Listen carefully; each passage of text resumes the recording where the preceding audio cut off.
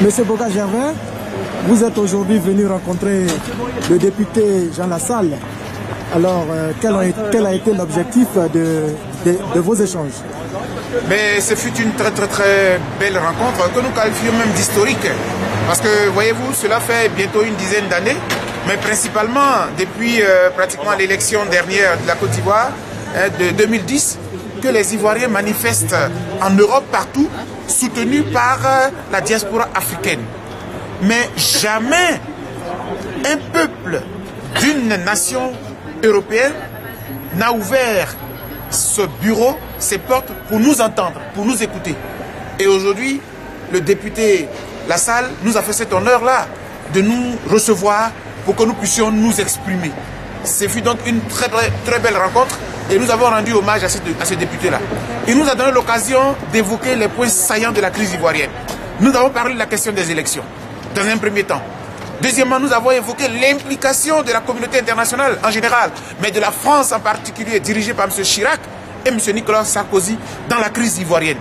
Et puis en troisième point, nous avons parlé des violations graves des droits de l'homme, qui continuent de se vivre aujourd'hui encore en Côte d'Ivoire, tant bien même que la communauté internationale estime avoir restauré la démocratie dans notre pays. Et en dernier point, en quatrième point, nous avons fait des propositions de sortie des crises, parce que nous avons fait savoir à M. le député que chaque jour que Dieu fait, notre pays est au bord du chaos.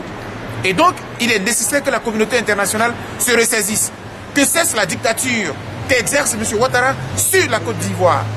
En tout cas, ce fut une très belle rencontre, parce que nous avons trouvé une oreille très attentive et nous avons versé des dossiers, parce que nous ne voulons pas mentir à la communauté internationale. Comme M. Nicolas Sarkozy a menti à la communauté internationale, nous voulons la vérité et la justice, mais équitable dans notre pays et en Afrique. Professeur Boga, des soldats français viennent de déposer une plainte contre Michel Alliot-Marie au niveau des événements survenus en Côte d'Ivoire. Que pensez-vous de l'acte posé par ces soldats français? C'est une action salutaire. Ça fait partie des points que nous avons évoqués. Il y a tellement de cas dans lesquels la France est très mêlée dans notre pays. Souvenez-vous par exemple en 2003 de la mort de ce garçon-là, Firmin Maé. Je crois qu'aujourd'hui les soldats français passent devant la cour d'assises en France. C'est pour dire que tous les dirigeants français, du plus haut niveau, en passant par les ministres pour aboutir même aux soldats, même aux moindres soldats, aux militaires, tous ces gens-là doivent rendre compte de ce qui s'est passé dans notre pays. On parle de 3 000, de 5 000 morts dans la crise ivoirienne, mais la France a sa part de responsabilité à travers la LICOR, à travers le 43e BIMA. Voilà, donc pour nous, cette action-là est salutaire, puisque Michel Alliot-Marie, je crois qu'elle est ministre de la Défense, elle a donc un compte à rendre dans ce qui s'est passé dans notre pays. Parce que s'agissant par exemple de la mort de Firmin Maé, le soldat qui l'avait dans ce char-là a bien dit qu'il a reçu les ordres de son supérieur d'assassiner ce citoyen-là. Voilà. Donc quelque part, nous recherchons la vérité, nous réclamons la vérité. Et la justice, la vraie. Professeur, est-ce qu'aujourd'hui on peut parler de la malédiction ivoirienne au niveau de l'UMP? Mais écoutez, nous, Ivoiriens, c'est pas que nous nous réjouissions de ce qui se passe aujourd'hui à l'UMP, mais c'est un schéma qui se présente au monde entier pour dire que quand il y a une crise électorale, cherchons des solutions pacifiques. En Côte d'Ivoire, on a refusé le recomptage des voix. On a refusé la reprise des élections, ce qui aurait épargné des vies humaines. On ne l'a pas fait, on est intervenu militairement et on a massacré des citoyens pour pouvoir installer M. Alassane Draman Ouattara au pouvoir. Voilà qu'aujourd'hui l'UMP est confronté à une grave crise électorale et on nous parle maintenant de recomptage des voix et on nous parle de reprise d'élections. Ça veut dire qu'on aurait pu le faire aussi en Côte d'Ivoire. Hélas, mais ça n'arrive pas qu'en Afrique. Un message d'espoir aux Ivoiriens?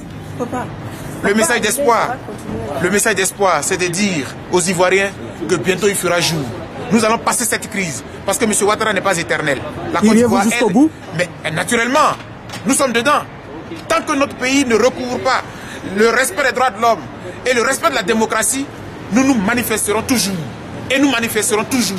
Et contre M. Ouattara, et contre la France. Je vous remercie. C'est moi. C'est trop même. Je fais rapidement. Je pense que la démarche de Christine Zoukou maintenant là, elle est salutaire parce que nos amis et frères qui n'ont pas pu avoir accès à la salle, ils méritent quand même qu'on leur dise en 2 mots ce qui s'est passé. Avant que cela ne sorte sur le net et que tout le monde puisse le voir.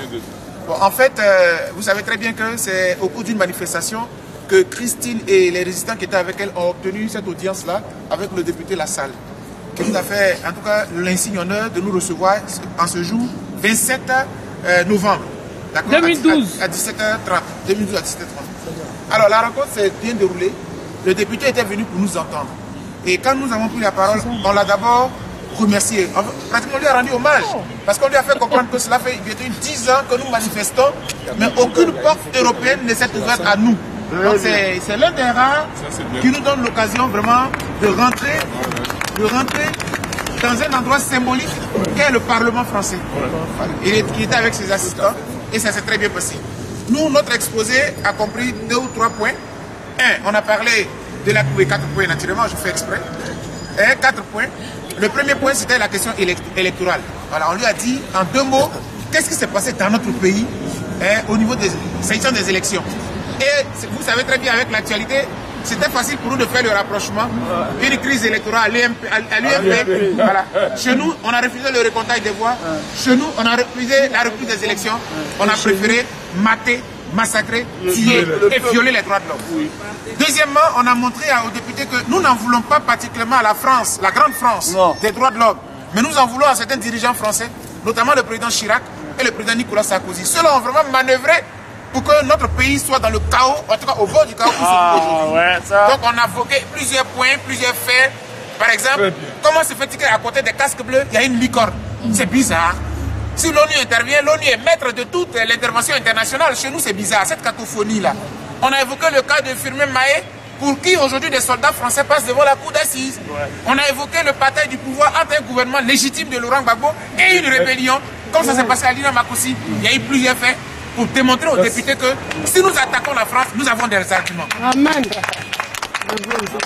En troisième point, là on a parlé vraiment des droits de l'homme.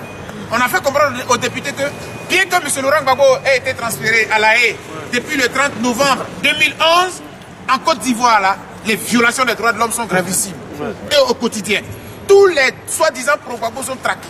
Son gouvernement est traqué. Tout le monde est en prison. En ce moment-là, ce n'est pas la démocratie que vous instaurez chez nous. Et on a évoqué plusieurs cas. On a parlé aussi de la presse qui était pratiquement interdite, inexistante, etc. Et puis, en quatrième point, on a fait des propositions de solutions. Et ce qu'on devrait pouvoir retenir, c'est la libération immédiate et sans condition de tous les prisonniers. À commencer par M. Laurent Gbagbo. Et tout ce que nous avons dit a été accompagné de preuves. Il y a eu les livres de Charles Onana, tous les livres que vous connaissez qui sont poignants sur la crise ivoirienne, on les lui a versés. On lui a versé aussi le film qui a été fait par M. Montanaro en Italie et qui a été présenté en Italie. Et on lui a dit que nous ne nous considérons même pas comme des pro-Gbagbo, mais ce sont des Ivoiriens qui recherchent la vérité. Et s'il veut vérifier, qu'il aille vérifier. Et en 2 mots, le député s'est réjoui. Mais on a vu qu'il a posé des questions et il nous a dit, la première phrase qu'il a prononcée, c'est que lui-même il est français, mais il n'avait pas cette version de la crise ivoirienne. Et donc aujourd'hui, il a les yeux un peu plus ouverts. Et il a même promis que nous nous reverrions. Parce qu'aujourd'hui, c'est un peu comme si nous l'instruisions. Voilà, donc voilà. Et il a remercié, il a félicité toute l'équipe. Mais il a posé des questions pertinentes. On lui a dit aussi que chez nous, on est toujours au bord d'une guerre civile. Il ne faut pas que la communauté internationale pense qu'elle a installé M. Ouattara, donc c'est fini. Voilà un peu en 2 mots ce que je pouvais dire. Pour dire autre chose, ouais, toi tu viens à ta... Moi je prends de ceux qui ont pris sur leur temps.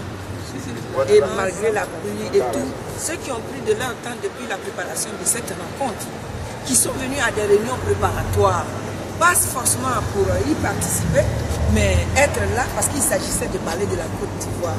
Je vous félicite, je vous remercie. Merci beaucoup. Merci maman. Merci à vous.